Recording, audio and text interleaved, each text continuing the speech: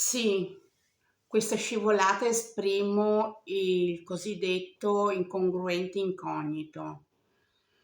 Vesto di leggerezza che predispone l'ambiguità.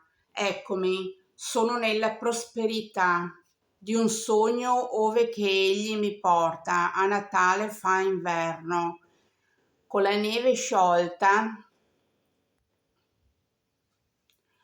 scappo via ed entro nell'eterno del mare. Le Dolomiti le guardo lontano, l'imbarazzo della scelta. Ancora per poco l'imminenza arriva con l'aereo. Dopo sarà vivere. Benedetta la mano sua. Questa è difficile, ve la spiego. Sì, questa è scivolata. Questa scivolata, questa cosa che- che che è scappata di mano. Esprimo il cosiddetto incongruente incognito, chissà come sarà.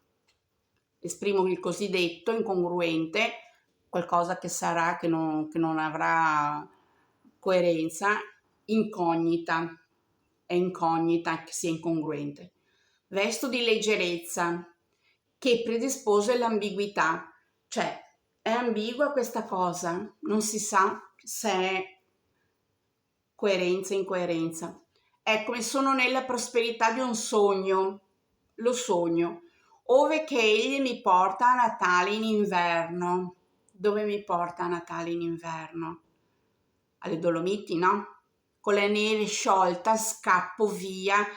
Dopo che la neve si è sciolta, sto lì l'inverno, dopo la neve si è sciolta, scappo via ed entro nell'eterno, ed entra nel mio eterno questa cosa che me la ricorderò per sempre, il mare, l'amore, le Dolomiti le guardo, il mare, l'amore, le Dolomiti le guardo, lontano l'imbarazzo della scelta. Da lontano le guardo, è un imbarazzo la scelta, scegliere tra il mare, che potrebbe essere un sogno, andare al mare, e la montagna che è la solitudine, la quiete, la serenità, le Dolomiti. Ancora per poco l'imminenza arriva con l'aereo. L'imminenza è una personalità, no? Ancora per poco arriva. Ancora per poco l'imminenza arriva, manca poco che arrivi questa imminenza, questa personalità. Con l'aereo viene, dopo sarà vivere. Benedetta la sua mano, che mi viene a dare la mano. È bellissimo. È difficile da capire, però è bellissimo. Ed è facile, poi la spiegata è facile. Ciao ciao. Imminenza. Ah, è la mano! Ah, vedete qua? Sì, sì.